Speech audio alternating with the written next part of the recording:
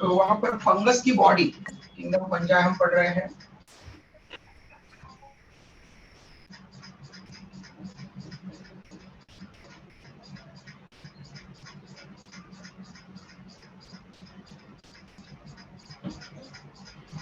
Characters में next है fungi की जो बॉडी होती है, यूनिसेलुलर और मल्टीसेलुलर फंजाई मिलते हैं।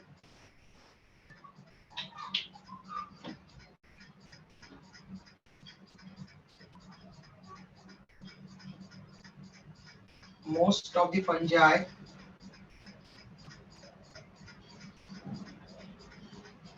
मल्टीसेलुलर होते हैं, मेनी सेल से कंपोज्ड होते हैं। Multicellular, while some of the fungi unicellular होते हैं। some of the fungi unicellular होते हैं, और यूनिसेलुलर फंजाई के ग्रुप को हम क्या नाम देते हैं बेटा?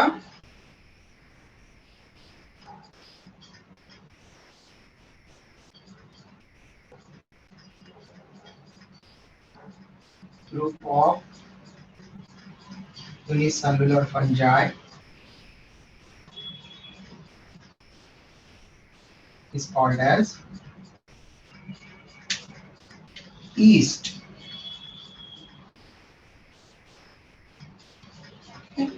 यूनिसेलुलर फंजाई के ग्रुप को हम ईस्ट ये टर्म देते हैं। ये आपको ध्यान रखना है कि यूनिसेलुलर फंजाई के ग्रुप को हम क्या कहेंगे? क्या कहते हैं बेटा? East. East. East.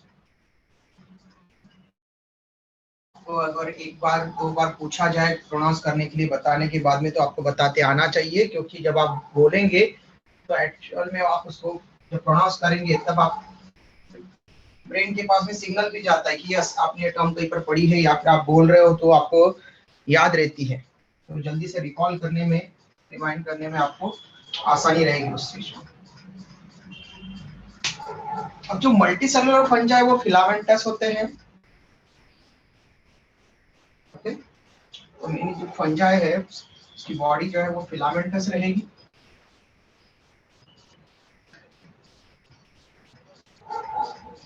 Unicellular fungi वहां पर कॉलोनी बना सकते हैं, साथ में जो फिलामेंटस यहाँ पर फंजाई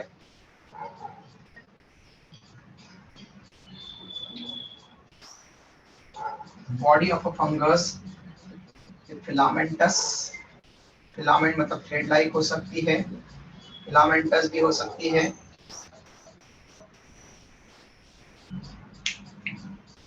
इनकी बॉडी को हम स्पेशल नाम देते हैं mycelium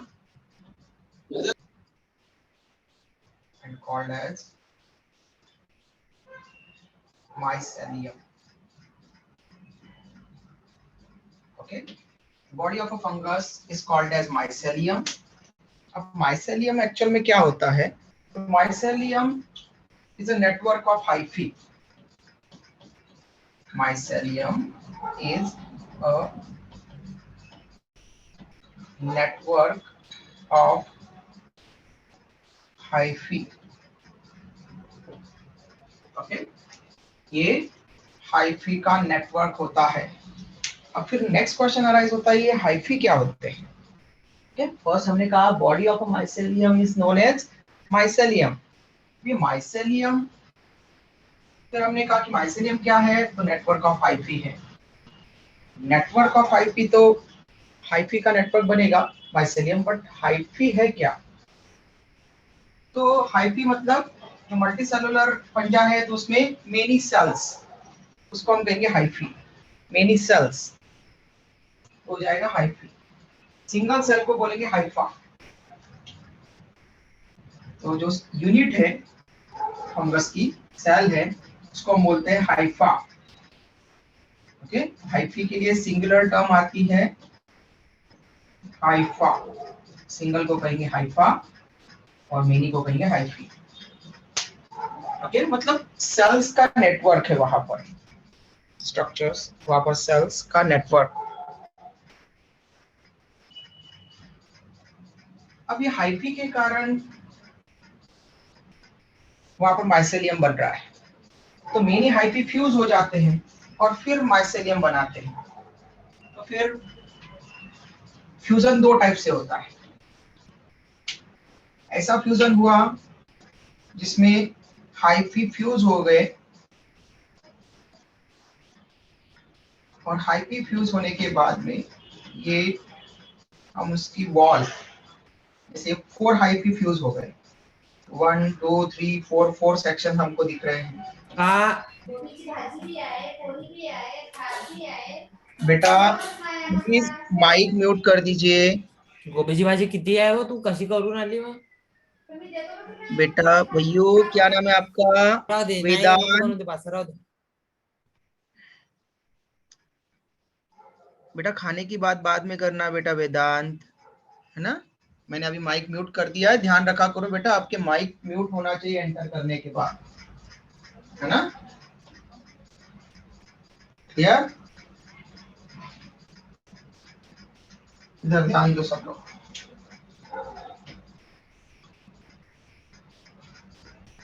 अभी पढ़ाई की बात करो, खाने की बात मत करो। तो माइसेलियम, माइसेलियम अगर डिफरेंट हाइफी से बनकर बन रही है, फ्यूजन से बन रही है हाइफी के, ओके, नेटवर्क ऑफ हाइफी है, तो अगर माइसेलियम ऐसा बन रहा है जिसमें सेल वॉल दिख रही है, हमें हर एक हाइफा की सेल वॉल दिख रही है, जिससे कि वहां पर फ्रेगमेंट्स वहां पर हमको आसानी से पहचान में आ रहे हैं, तो इसको हम बोलते हैं सेप्टेड माइसेलियम। सेप्टा मतलब वॉल, तो ये सेप्टम प्रेजेंट है, तो वॉल प्रेजेंट है, ये सेप्टम प्रेजेंट है, तो एक से ज्यादा को हम बोलते हैं फिर वहां पर सेप्टा, और सिंगल को बोलते हैं सेप्टम। ये सभी सेप्टा प्रेजेंट है यहाँ पर, और इसलिए इस माइसेलियम को हम बोलेंगे septate mycelium. Septate mycelium, okay. While अगर ऐसा हो, ऐसी माइसेलियम है जिसमें हाइफी फ्यूज तो हो गए हैं, हाइफी फ्यूज तो हो गए हैं, लेकिन उनकी सेप्टा नहीं दिख रही है, वॉल नहीं दिख रही है,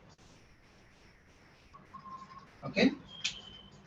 तो ऐसे माइसेलियम को हम कहते हैं एसेप्टेड mycelium. The body of a fungus is called as mycelium, and mycelia दो टाइप की हो सकती है, सेप्टेड माइसेलियम और एसेप्टेड माइसेलियम। स्क्रीनशॉट ले लो बेटा, और यहाँ तक किसी को कोई डाउट हो तो पूछ लो।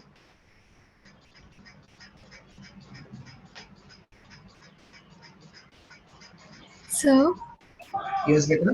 सर सेप्टम मतलब many walls. Septum it means wall, septum का मतलब होता है सिंगल वॉल, और सेप्टा का मतलब होता है वॉल्स। सेप्टम का प्लूरल टर्म है सेप्टा, सेल वॉल के लिए हमने बताया। यहाँ पर सेप्टम नहीं है, इसलिए यहाँ पर साइटोप्लाज्म एंड न्यूक्लियोप्लाज्म यहाँ पर फ्यूज दिख रहा है सब, ओके। वाइल यहाँ पर हर एक हाइफा का सेप्टम प्रेजेंट होने के कारण हर एक हाइफा का साइटोप्लाज्म एंड न्यूक्लियोप्लाज्म सेपरेटेड है दूसरे से। क्लियर बेटा? Yes sir. ओके, और किसी को कोई डाउट बेटा? स्क्रीनशॉट हो गया? Yes sir. Good, okay. Now अब जब सेप्टेड माइसेलियम है, तब आपको सिंगल हाइफा मतलब सिंगल सेल अलग अलग दिख रही है, यूनिन्यूक्लिएटेड सेल। बट जब एसेप्टेड माइसेलियम है, तब आप वहां पर डिस्टिंग्विश नहीं कर पा रहे हैं कि सेल कौन सी है, हाइफा कौन सा है। तो आपको पूरे को एक माइसेलियम को पूरा आप हाइफा कंसीडर करना पड़ेगा, क्योंकि हाइफा तो दिख नहीं रहा है, वॉल तो दिख नहीं रही है। तो इस सिंगल सेल के अंदर मेनी न्यूक्लिया है, तो ऐसी सेल जिसमें मेनी न्यूक्लिया है उसको हम क्या कहते हैं?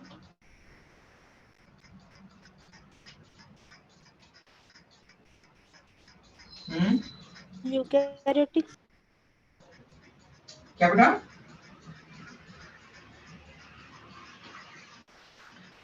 बोलो।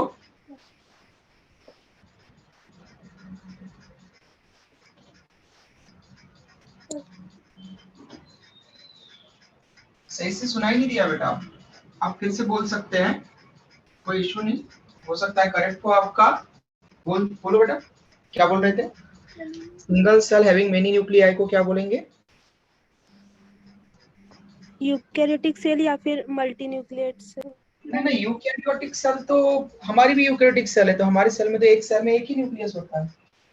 यूकैरियोटिक मतलब कि well developed nucleus, nuclear membrane जिसमें है। Most of the multi nucleate okay, multi nucleated cell, हाँ वो तो बोल सकते हैं बेटा, गुड, वो तो बोलेंगे, लेकिन एक स्पेशल टर्म होती है। तो देखो, जो एसेप्टेड माइसेलियम है, एसेप्टेड माइसेलियम, तो एसेप्टेड माइसेलियम कैसा बिहेव कर रहा है? मल्टी न्यूक्लिएटेड सेल के जैसा, मतलब single cell having many nuclei, multi nucleated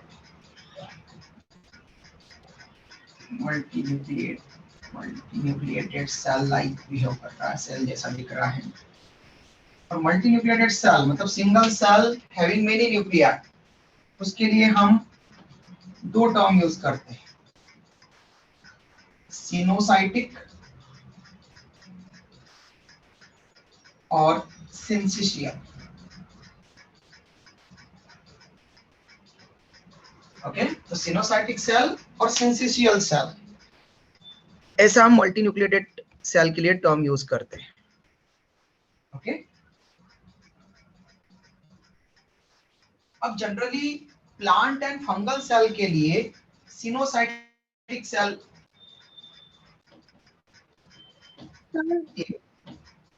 a plant cell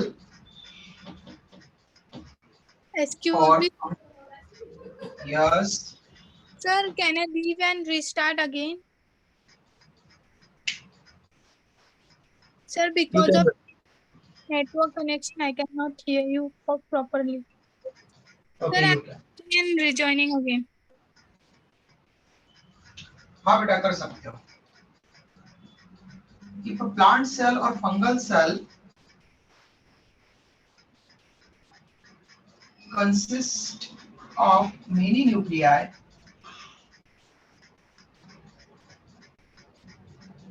तो हम प्रिफर करते हैं term coenocytic. Okay,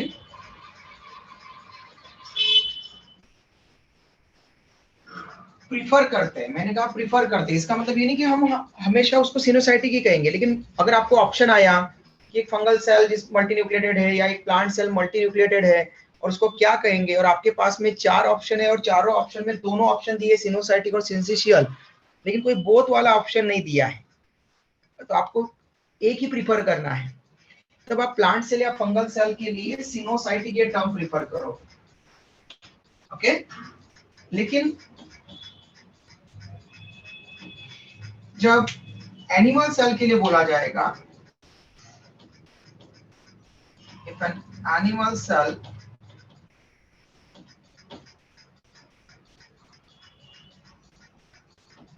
is multinucleated,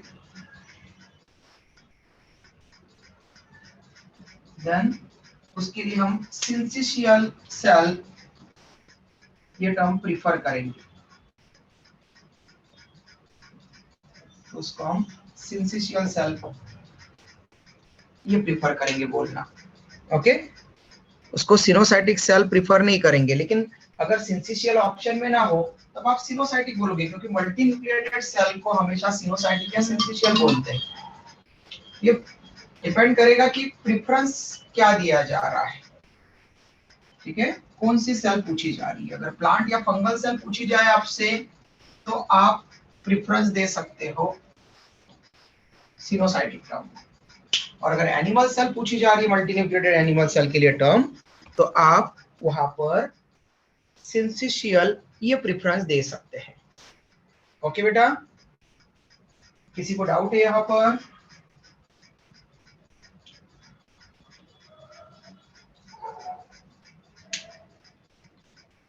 okay, the next term है फंगल सेल्स में न्यूट्रिशन कैसे हो, वहां पर मेजर पॉइंट आता है न्यूट्रिशन इन फंजा।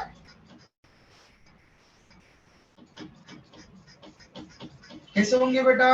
ऑटोट्रॉपिक या हेटरोट्रॉपिक होंगे fungi? heterotrophic. Yes, very good.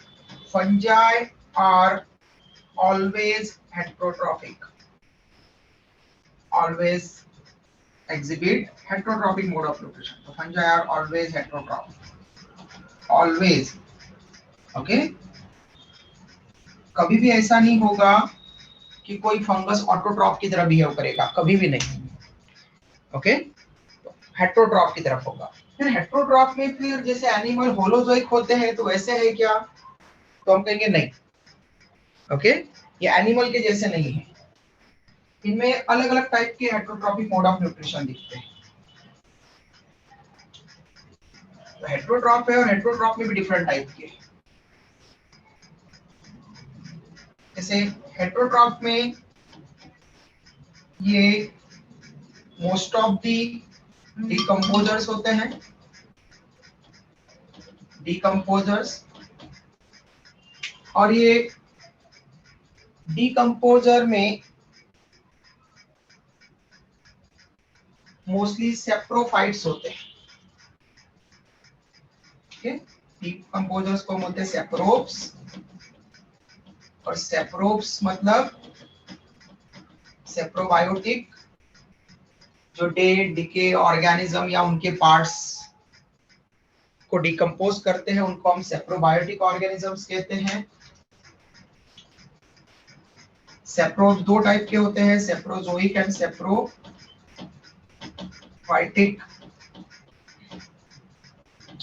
सेप्रोजोइक and saprophytic.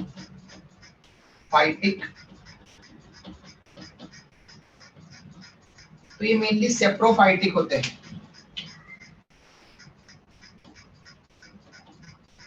Mainly saprophytic मतलब plant,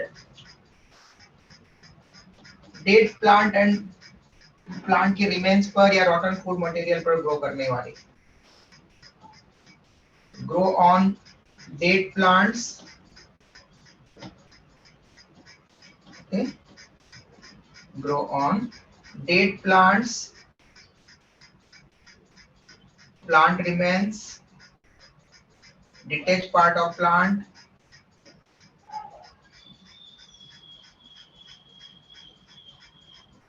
and rotten food material। मतलब जो भी फूड वगैरह, कोई भी वेजिटेबल खराब हो रही है तो उनके ऊपर rotten food material।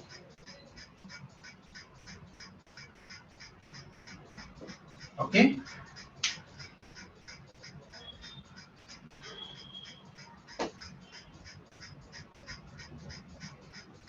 Plant remains, रॉटन food material, dead plants, इनके ऊपर ग्रो करने वाले मोस्टली सेप्रोफाइटिक यहाँ पर होते हैं।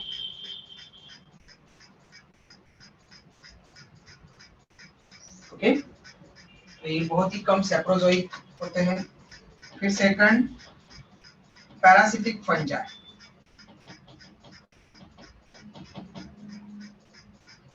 कुछ फंजाई पैरासाइट की तरह बिहेव करते हैं, पैरासिटिक फंजाई होस्ट की बॉडी पर रहते हैं। कुछ एक्टोपैरासाइटिक होते हैं और कुछ endoparasitic. Okay, some are ectoparasites, for example ringworm. Ringworm वो स्किन पर इंफेक्शन कॉज करते हैं, एपिडर्मोफाइटम वगैरह लाइक फंजाई वहां पर रहते हैं, रिंगवर्म कॉज करने वाले। कुछ एंडोपैरासाइट होते हैं, जैसे आपने अभी एक डिसीज सुनी होगी म्यूकरमाइकोसिस, सुनिए क्या बेटा?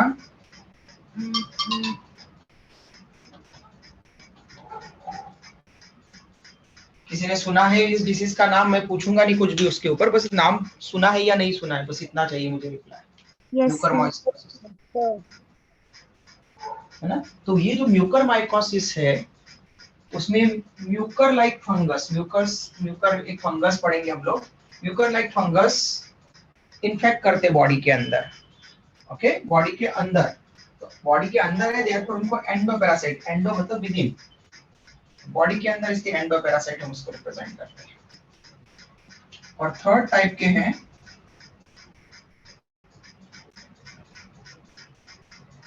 सिम्बायोटिक फंजाई, हेटेरोट्रॉफ में सिम्बायोटिक। सिम्बायोटिक एसोसिएशन आपने इसके बारे में पढ़ा होगा, सिम्बायोटिक फंजाई। सिम्बायोटिक फंजाई मतलब ये किसी दूसरे ऑर्गेनिज्म के साथ में बेनिफिशियल एसोसिएशन में रहते हैं, मतलब फंगस को भी फायदा होगा और उस ऑर्गेनिज्म को भी फायदा होगा दूसरे को, तो बेनिफिशियल एसोसिएशन में। फॉर एग्जांपल, दो एग्जांपल आप लिख सकते हैं। एक एग्जांपल है माइकोराइजा और दूसरा एग्जांपल है लाइकेन। एग्जांपल लिख लो, फिर मैं आपको इसके बारे में, दोनों के बारे में शॉर्ट में समझाता हूँ, क्योंकि आगे के चैप्टर्स में इसको और डिटेल में आप लोगों को है वो आगे। अभी ब्रीफ में आपको इनके बारे में इंफॉर्मेशन दे दूंगा। स्क्रीनशॉट ले लो बेटा पहले।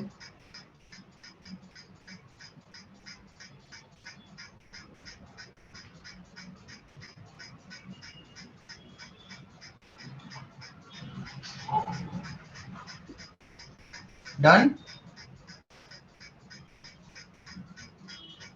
Yes, sir.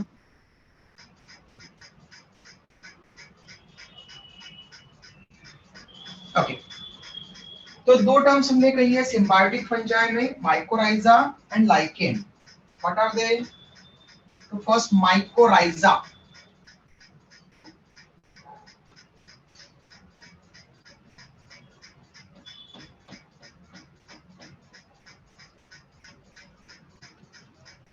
माइकोराइजा में जो फर्स्ट है माइको, ये फंगस को रिप्रेजेंट करता है, और राइजा, राइजा का मतलब होता है रूट लाइक पार्ट, मतलब वो रूट्स के साथ में एसोसिएटेड है या रूट लाइक पार्ट को रिप्रेजेंट करता है।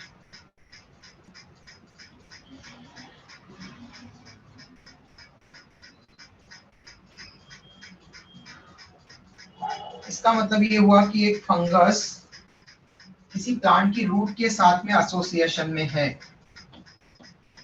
तब हम उसको बोलेंगे माइकोराइजल एसोसिएशन या माइकोराइजा।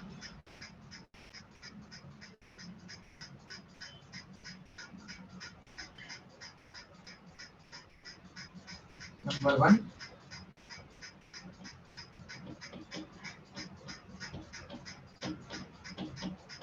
माइकोराइजा।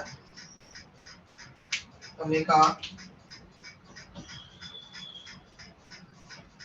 माइको का मतलब है यहाँ पर फंगस, तो ध्यान रखना माइको, माइसस और माइसिटस, जब भी ये टर्म आए, ये तीनों टर्म्स फंगस को रिप्रेजेंट करती है। ओके, और इसी के कारण फंगस की स्टडी को, study of fungi is known as mycology और माइसेटोलॉजी। ओके, फंगस की स्टडी को हम माइकोलॉजी या माइसेटोलॉजी ये बोलते हैं। ओके, ज्यादा प्रेफर किया जाता है माइकोलॉजी। ओके, बट माइकोलॉजी नहीं दिया है तो माइसेटोलॉजी भी हम उसको बोल सकते हैं। तो ये इसलिए है क्योंकि माइको और माइसस ये फंगस को रिप्रेजेंट करते हैं। ओके, और यहाँ पर जो है rhiza, next rhiza represents root और root like.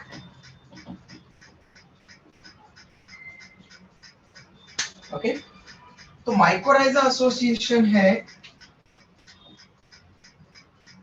Mycorrhiza is an association, beneficial association, actually दोनों के लिए फायदे वाला है। Is a is an association, is a beneficial association,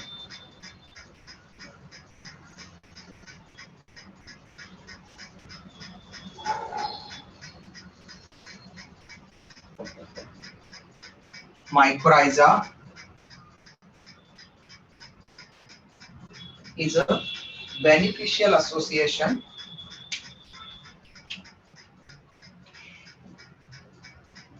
in between a fungus and root of higher plant.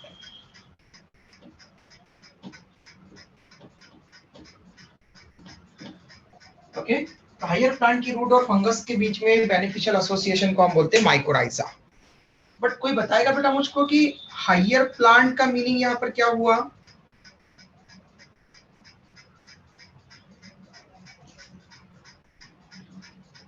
बड़े plants या tree? नहीं बेटा, हमने टॉल प्लांट नहीं बोले ना। हायर प्लांट का मतलब क्या हुआ? कौन से प्लांट्स को हम हायर प्लांट्स कहते हैं?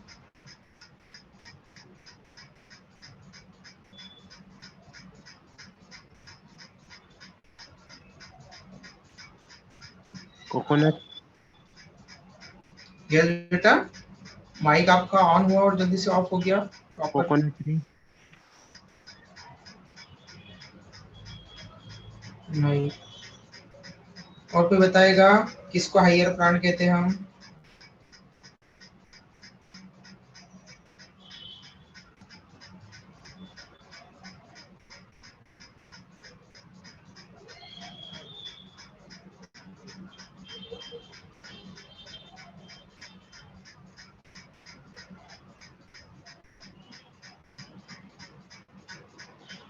देखो बेटा, प्लांट्स को हम मेनली दो बड़े ग्रुप्स में डिवाइड कर सकते हैं, lower plants and higher plants.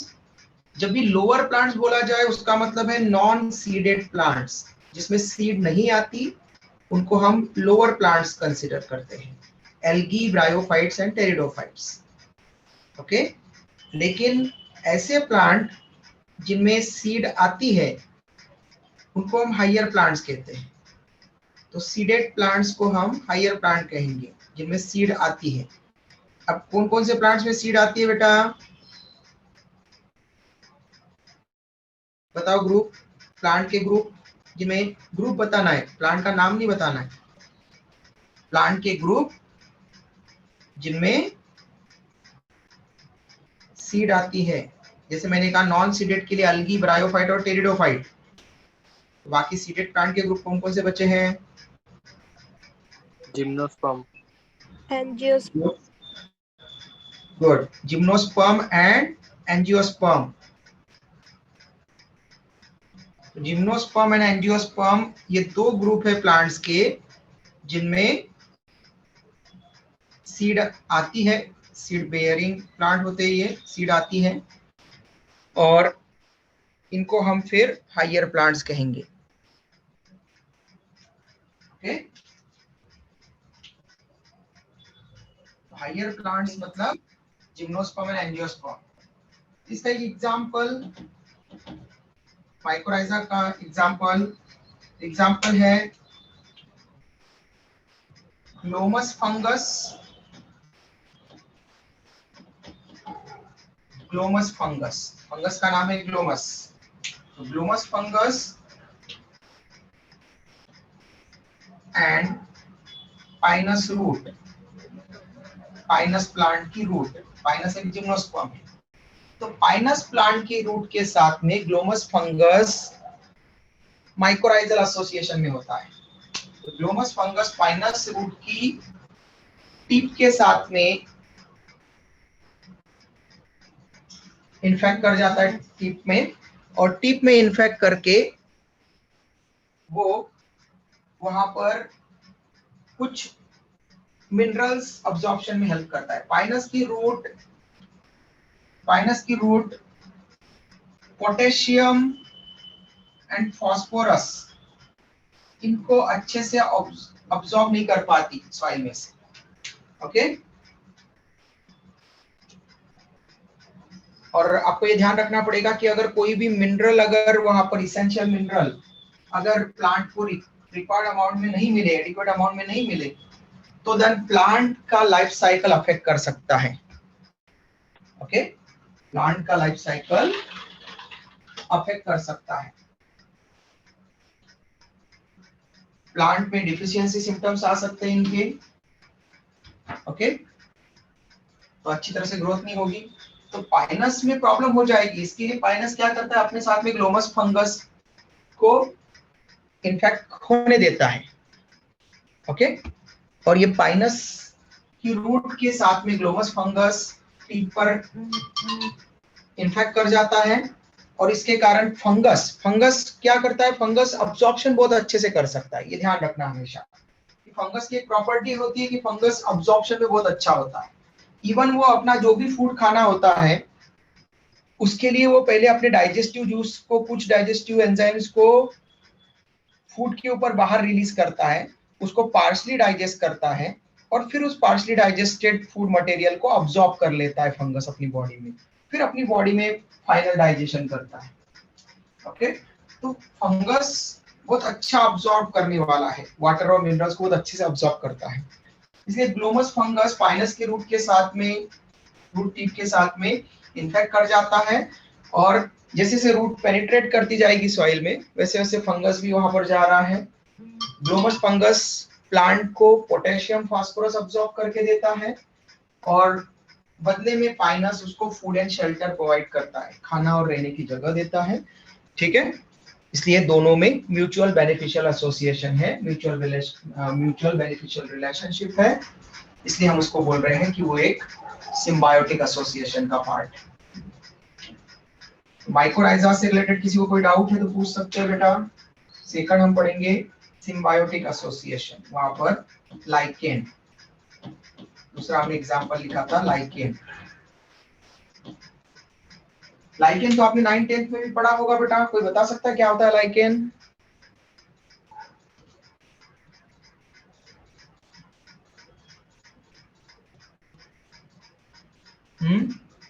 Sir ये फंगस है, वो कोरल शेप में रहता है और बड़े झाड़ पे मिलता है।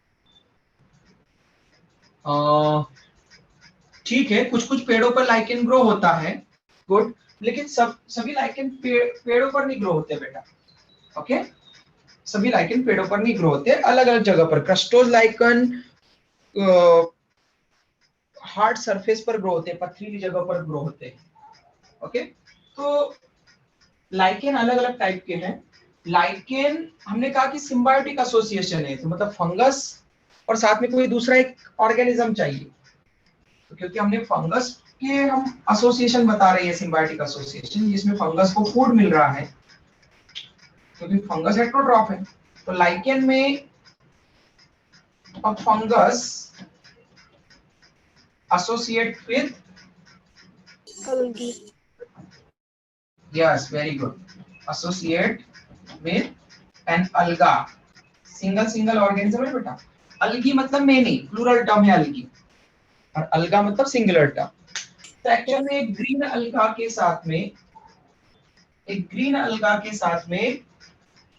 एक बेसिडियोमाइसिटीज या एस्कोमाइसिटीज, हम ऐसे 4 क्लासेस पढ़ने वाले फंजाई की कल के दिन, phycomycetes, ascomycetes, basidiomycetes and deuteromycetes, जिसमें से एस्कोमाइसिटीज या बेसिडियोमाइसिटीज फंगस ग्रीन अलगा के साथ में, क्योंकि हम जब अलगी पढ़ेंगे तो अलगी की भी 3 क्लासेस पढ़ेंगे, green algae, brown algae and red algae. तो ग्रीन अलगी के मेंबर्स और एस्कोमाइसिटी या बेसिडियोमाइसिटीज फंगस क्लास के मेंबर यही लाइकेन फॉर्म कर सकते हैं, ध्यान रखना। हाँ, ग्रीन अलगी के अलावा साइनोबैक्टीरिया भी वहां पर पार्टिसिपेट कर सकते हैं। उनको पहले ब्लू ग्रीन अलगी कंसीडर करते थे, इसलिए लाइकेन को अभी भी अलगा और फंगस का एसोसिएशन कंसीडर करते हैं। तो फंगस बॉटम वाला पार्ट बनाएगा लाइकेन का, और अलगा अपर पार्ट बनाता है। ओके, अब अलगा ऊपर क्यों रहता है और फंगस नीचे क्यों रहता है लाइकेन में? क्योंकि फंगस के पास में जो हाइफी है वो root like, rhizoid like function करेंगे। तो फंगल हाइफी, फंगस के जो हाइफी रहते हैं, सेल्स जो रहते हैं, behave like root, rhizoid. Okay, root like वहां पर रहते हैं, और रूट लाइक वहां पर बन करके वो क्या करेंगे, एक जगह पर सबस्ट्रेटम पर रुकने के लिए, एंकरेज के लिए, एडहरिंग के लिए, वहां पर सपोर्ट के लिए वहां पर रहेंगे। ठीक है, साथ में फंगस अच्छे से वाटर और मिनरल का अब्जॉर्प्शन कर सकता है, तो उसको सॉइल से मिलेगा, इसलिए वो सॉइल के ऊपर वहां पर या फिर किसी प्लांट के ऊपर वहां पर रह रहा है तो वहां से वाटर और मिनरल्स वहां से ले सकता है। तो सबस्ट्रेटम के साथ में चिपकने के लिए हाइफी काम आएंगे, एक जगह पर लाइकेन को एडहर करने के लिए, एंकरिंग के लिए, साथ में वाटर और मिनरल अब्जॉर्प्शन के लिए, क्योंकि वो तो फूड नहीं बना सकता। लेकिन ग्रीन अलगा या साइनोबैक्टीरिया फोटोसिंथेसिस करते हैं। ओके, और फोटोसिंथेसिस कर रहे हैं तो उनको लाइट अच्छे से मिलनी चाहिए, इसलिए वो अपर पार्ट में है ताकि उसको अच्छे से वो लाइट को कैप्चर करे, ग्रास्प करे और फोटोसिंथेसिस करे। तो अलगल पार्ट, अपर पार्ट इसलिए क्योंकि वो सनलाइट के अच्छे से कांटेक्ट में आए और फोटोसिंथेसिस करे। तो अलगल पार्ट फोटोसिंथेसिस करेगा और फूड देगा फंगस को, और फंगस वाटर और मिनरल अब्सॉर्ब करेगा और देगा अपर पार्ट को फोटोसिंथेसिस के लिए, CO2 फिक्सेशन के लिए। ओके, साथ में फंगस वहां पर स्टेबिलिटी के लिए भी होगा। ओके बेटा, तो इस तरह से दोनों के लिए म्यूचुअल बेनिफिशियल एसोसिएशन हो जाएगा। स्क्रीनशॉट ले सकते हैं बेटा आप लोग।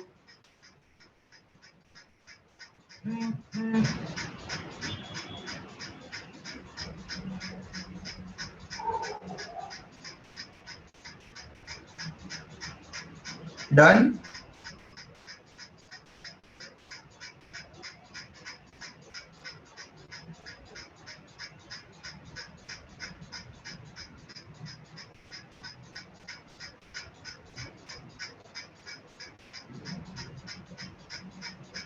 Yes, sir. गुड। ये हो गया न्यूट्रिशन से रिलेटेड। तो बैक्टीरिया सॉरी फंगस में न्यूट्रिशन तीन टाइप का हमने देखा, हेटेरोट्रॉपिक मोड के बेसिस पर, डिकम्पोजर जिसमें वो मेनली सेप्रोफाइटिक होते हैं, प्लांट मटेरियल पर ज्यादा फीड करते हैं, उनको डिकम्पोज करते हैं। सेकंड हमने पढ़ा पैरासिटिक, जिसमें वो होस्ट की बॉडी के ऊपर अगर रहेंगे, बॉडी सरफेस पर रहेंगे तो एक्टोपैरासाइट, और अगर बॉडी के अंदर रहेंगे तो एंडोपैरासाइट। थर्ड हमने पढ़ा सिम्बायोटिक एसोसिएशन, जिसमें फंगस को फूड मिलेगा दूसरे ऑर्गेनिज्म से और वो दूसरे ऑर्गेनिज्म को उसकी ग्रोथ के लिए हेल्प करेगा। अब नेक्स्ट है रिप्रोडक्शन। फंगस में रिप्रोडक्शन कैसे होता है?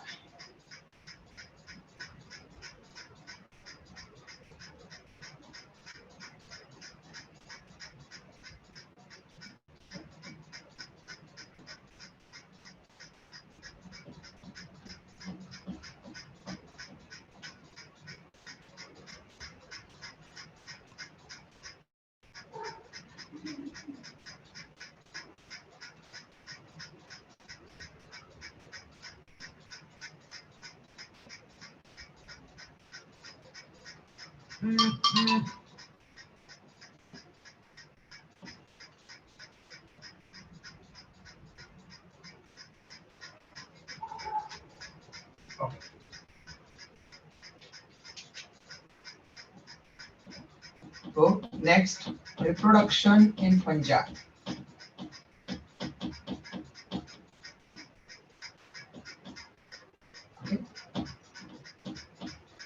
तो मोस्ट ऑफ द फंजाई दोनों तरह का रिप्रोडक्शन शो करते हैं। ओके, कौन से दो मेजर टाइप होते हैं बेटा रिप्रोडक्शन के? Sexual and sexual. Good, Sexual and sexual reproduction. Very good. Okay, तो मेन होते हैं asexual Sexual. And sexual reproduction. Good. तो कोई भी ऑर्गेनिज्म जब दोनों तरह की रिप्रोडक्शन परफॉर्म कर सकता है तो वो एसेक्सुअल रिप्रोडक्शन कब परफॉर्म करेगा बेटा?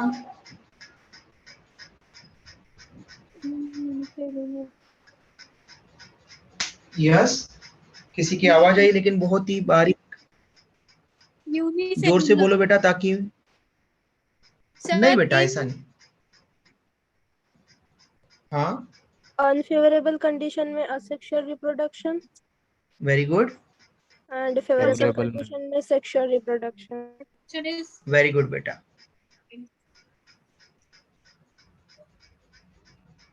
किसने आंसर दिया बेटा ये अनफेवरेबल और फेवरेबल कंडीशन वाला? सोनल बोबड़े। सोनल, वेरी गुड बेटा सोनल। ओके, करेक्ट आंसर है। देखो बेटा, कोई भी ऑर्गेनिज्म अगर दोनों तरह के रिप्रोडक्शन शो कर सकता है, ओके, एसेक्सुअल भी और सेक्सुअल रिप्रोडक्शन के मोड को भी परफॉर्म कर सकता है, तो जब उसके लिए अनफेवरेबल कंडीशन होती है, अनफेवरेबल कंडीशन मतलब कि अब उसके खुद के सर्वाइवल के लिए वहां पर क्वेश्चन मार्क होता है कि वो खुद ही सर्वाइव कर पाएगा या नहीं कर पाएगा, तो तब वो एसेक्सुअली रिप्रोड्यूस होता है। ओके, एसेक्सुअल रिप्रोडक्शन का परफॉर्म करता है वो ड्यूरिंग अनफेवरेबल कंडीशन। लेकिन अगर उसके पास में सेक्सुअल रिप्रोडक्शन का भी अल्टरनेटिव है, वहां पर अल्टरनेट है उसके पास में, ओके, ऑप्शन है, तो वो सेक्सुअल रिप्रोडक्शन तब परफॉर्म करता है जब फेवरेबल कंडीशन होती है।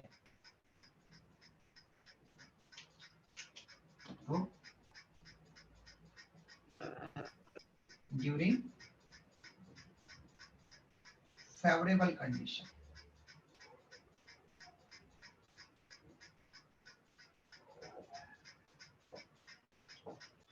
सेक्सुअल रिप्रोडक्शन परफॉर्म करेगा। ओके, तो फेवरेबल कंडीशन में जब वो सेक्सुअल रिप्रोडक्शन परफॉर्म करता है, ओके, तो उस टाइम पर उसके पास में चांसेस होते हैं, बहुत सारी उसके पास में प्रोबेबिलिटी होती है, पॉसिबिलिटी होती है, न्यूट्रिशन अच्छे से अवेलेबल है, ठीक है, इसलिए वो अपने आप में कुछ ऐसे मॉडिफिकेशन कर सकता है, अपने प्रोजेनी में मतलब गैमेट बनाते समय कुछ ऐसे चेंजेस करवा सकता है ताकि जो नई प्रोजेनी बने वो चेंजिंग इन्वायरमेंट के लिए थोड़ी ज्यादा अच्छे से अडॉप्ट कर सके, कोप अप कर सके। ओके, तो सेक्सुअल रिप्रोडक्शन में मियोसिस होता है, मियोसिस में हम पढ़ते हैं क्रॉसिंग ओवर एंड रिकॉम्बिनेशन, जिसके कारण की गैमेट में क्रोमोसोम में जो जीन्स होते हैं उनमें थोड़ा सा चेंज आ जाता है पेरेंट के कंपैरिजन में, इसलिए सेक्सुअल रिप्रोडक्शन से बनने वाले प्रोजेनीज में थोड़ा पेरेंट के कंपैरिजन में थोड़े से चेंजेस आते हैं, कैरेक्टर्स में थोड़ा सा फॉर्म बदलता है, इसलिए सेक्सुअल रिप्रोडक्शन के जो प्रोजेनी होते हैं वो क्लोन नहीं होते, एग्जैक्ट पेरेंट की कॉपी नहीं होते, ओके, उनसे थोड़ा सा कुछ ना कुछ कैरेक्टर्स में अलग दिखते हैं। ओके, तो फेवरेबल कंडीशन में अच्छे से अच्छा बेटरमेंट के लिए वो अपने आप में चेंज ला सके, इसके लिए होता है। फिर फंजाई में एसेक्सुअल रिप्रोडक्शन की मेथड्स कौन कौन सी है? Methods of asexual reproduction in fungi, तो फंजाई स्पोर्स तो बनाते हैं, दोनों टाइप के स्पोर बनाते हैं फंजाई, एसेक्सुअल स्पोर भी और सेक्सुअल स्पोर भी, ओके, प्लांट के जैसे। तो यहाँ पर methods of asexual reproduction in fungi में एक तो आ जाएगा स्पोर्स, लेकिन एक आपको ध्यान रखना है कि एसेक्सुअल स्पोर फॉर्म करना एक अलग चीज है। तो एसेक्सुअल रिप्रोडक्शन ये दो टाइप से बताता है, रिप्रेजेंट करता है, एक तो एसेक्सुअल स्पोर फॉर्म करके, ओके, और दूसरा होता है वेजिटेटिव रिप्रोडक्शन। तो vegetative reproduction is also a type of asexual reproduction, ये ध्यान रखना बेटा। वेजिटेटिव रिप्रोडक्शन कोई थर्ड टाइप का रिप्रोडक्शन नहीं है, इसलिए मैंने सबसे पहले पूछा था कि रिप्रोडक्शन कितने टाइप के होते हैं, तो रिप्रोडक्शन दो टाइप के ही होते हैं, एसेक्सुअल एंड सेक्सुअल। फिर जब हम कुछ प्लांट्स के बारे में पढ़ते हैं जैसे कि कटिंग, ग्राफ्टिंग, लेयरिंग, ऐसी कुछ टर्म्स पढ़ते हैं, तो वेजिटेटिव प्रोपेग्यूल्स वहां पर हम बताते हैं। तो वो वेजिटेटिव प्रोपोगेशन मतलब वेजिटेटिव रिप्रोडक्शन एसेक्सुअल रिप्रोडक्शन का ही टाइप होता है, ये ध्यान रखना। तो एसेक्सुअल रिप्रोडक्शन के अंडर में ही वेजिटेटिव रिप्रोडक्शन आता है। और फंजाई फिर कितने टाइप के वेजिटेटिव रिप्रोडक्शन शो करते हैं? तो फंजाई में वेजिटेटिव रिप्रोडक्शन फिशन, फ्रेगमेंटेशन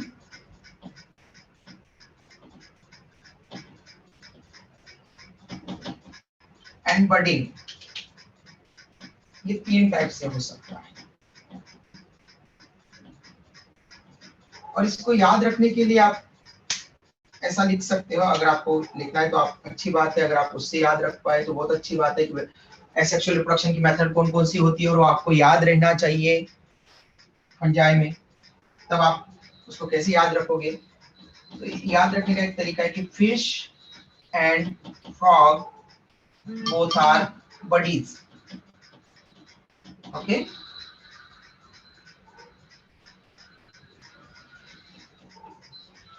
तो आपको जब भी लिखना है कि कौन कौन सी वेजिटेटिव रिप्रोडक्शन की मेथड्स है फंजाई में, तो ये इससे आपको याद रह जाएगा कि हाँ कौन कौन सी मेथड है। Fish and frog are buddies, तो फिश से फिशन, फ्रॉग से फ्रेगमेंटेशन एंड बडीज बडिंग के लिए, ओके ऐसा आप दे सकते हैं। एसेक्सुअल स्पोर्स, 2 टाइप के एसेक्सुअल स्पोर बनते हैं इसमें, आइसोगैमस और एनाइसोगैमस, और वो भी फ्लैजिलेटेड और नॉन फ्लैजिलेटेड, ओके। आइसोगैमस मतलब सेम साइज शेप के, एनाइसोगैमस मतलब डिफरेंट साइज शेप के male and female gametes, okay.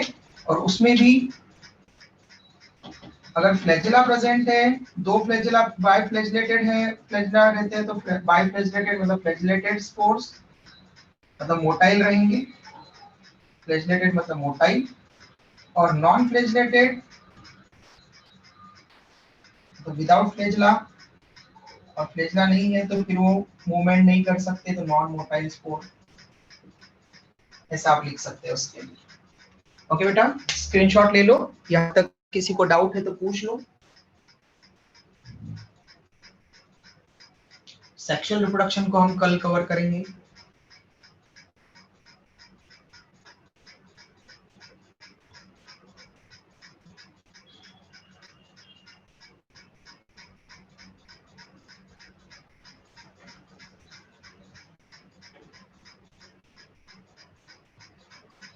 कोई डाउट बचा बेटा किसी को? No, sir. गुड, स्क्रीनशॉट हो गया? Yes, sir. Sir. गुड, चलो बेटा कल के दिन हम सेक्सुअल रिप्रोडक्शन को कंप्लीट करेंगे किंगडम फंजाई में, एंड देन उसके बाद में फिर 4 क्लासेस के बारे में पढ़ेंगे, phycomycetes, ascomycetes, basidiomycetes and deuteromycetes, okay बेटा। Till then bye, take care, Bye, sir. Bye, sir. Bye बेटा, Bye, sir. बाय बेटा।